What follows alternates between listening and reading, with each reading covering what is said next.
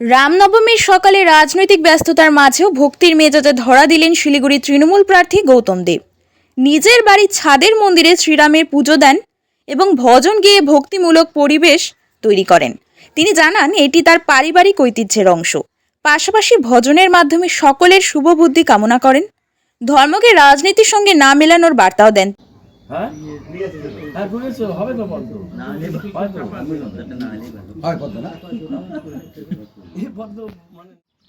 নাম এখন রাখা হয়নি।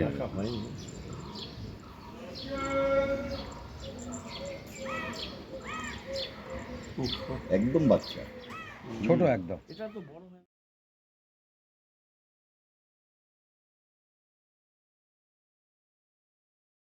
বাড়িতে রামের পুজো করছেন এবং আজকে রামনবমী শহর জুড়ে। আমার বাড়িতে দেখুন, ওই যে আমার বাবা লয়ার ছিলেন পিতৃদেব, দেখুন ছবিটা। বাবা বড় লয়ার ছিলেন, কিন্তু তিনি আধ্যাত্মিকতা জগতের মানুষও ছিলেন। গীতাপাঠ শুনে বড় হয়েছি।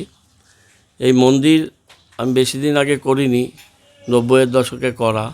বাড়ির তলায় আমাদের ছোট ঠাকুর ঘর যাকে বলে, সেই ঠাকুর ঘর ছিল এবং অনেক ওই গুরুদেব বাবার যারা ছিলেন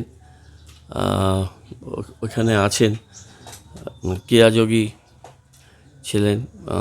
তো পুজো হচ্ছিল, পুজো হয় প্রত্যেকবার।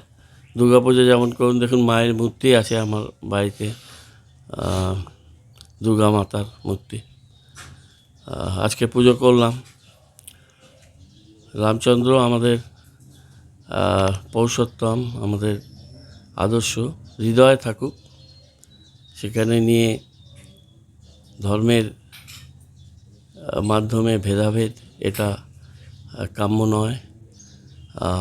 আমাদের দিনে প্রাসঙ্গিক বলে আমি এই রামধনু গানটা, সঙ্গীতটা এটা করলাম। এটা আমার আত্মশুদ্ধির জন্য এবং এই গানের প্রতিটি ছত্র যেন মানুষের মননে প্রবেশ করে তার জন্য।